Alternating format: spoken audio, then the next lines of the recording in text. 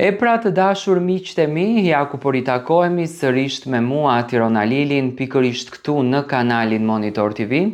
për të komentuar pak dhe për të diskutuar mbi gjysmë finalistët të natës së sotme. Jemi në gjysmë finale të Big Brother VIP Kosova, me atë që në fakt ka publikuar producentja ekzekutive e këtij reality show, Olsa Muhameti, pritet që të jetë një ngjarje, do të thënë nuk do të jetë një spektakël, por do të jetë një ngjarje. Sonte do të shpallen edhe 3 finalistët e mbetur, do me thënë 2 finalistë janë përzgjedhur, që është Ludoli dhe Elona Binjakaj, dhe 3 të tjerët do të shpallen sonte, ku në televotim janë Dolce, Benita, 2 motrat, Londrimi dhe Klodiani. Do me thënë nga ky grup duhet të shpallen 3 finalistë. Nga forma e lojës që është bërë dhe nga mënyra se po shkojnë 5 finalistë, do me thënë për të mos e lënë njërin, unë mendoj që në finale do të shkojnë Klodiani, Londrimi edhe Dolce. Do të thoni pse Dolce, sepse Dolce mendoj që ka qenë një nga banorët e cila ka bërë lojën e produksionit, ishte një skenar i lexueshëm, u përzjodh për të shkuar në Grande Fratello, ndoshta edhe sonte mund ta lërë këtë rrugtimin sepse e kishte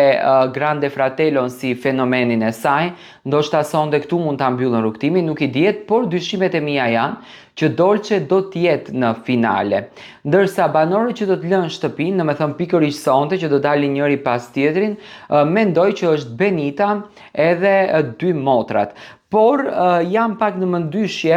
mes Benitës edhe Dolce, sepse Dolce pati, do të thënë pati atë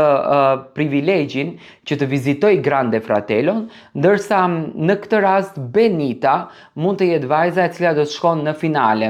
Por gjithashtu Londrimi dhe Klodiani me patjetër do të jenë 2 djemtë të cilët do të prekin finalen. Përpos përzgjedhjes së finalistëve, kemi dhe debate të shumta, kemi diskutime të shumta që kanë ndodhur brenda në shtëpinë e Big Brotherit, diskutimi i madh që në fakt ka bërë viralitet pafundësh mes Elionës edhe Dolces, që ka ngritur një kurreshtje të jashtëzakonshme se çfarë po ndodh me këto të 2 vajzat. Ofendime pafund, ofendimet kanë ardhur nga ana e Dolces, duke i quajtur Elionën një mashtruese,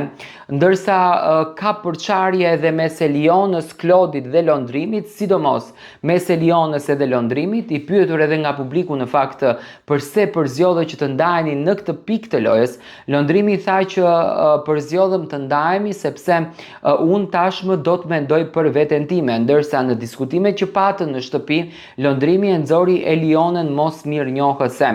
Pa marrë parasysh që do me thënë Klodiani është i lidhur jashtë, Eliona nuk është se ka ndaluar së ndjeri për Klodin, do me thënë atë ndjesin që ka për Klodin, ajo e ka vazhduar gjithmonë. Dhe sonte do tjetë edhe ky diskutimi, më pas do me thënë ka patur debate të forta edhe me Hygertën,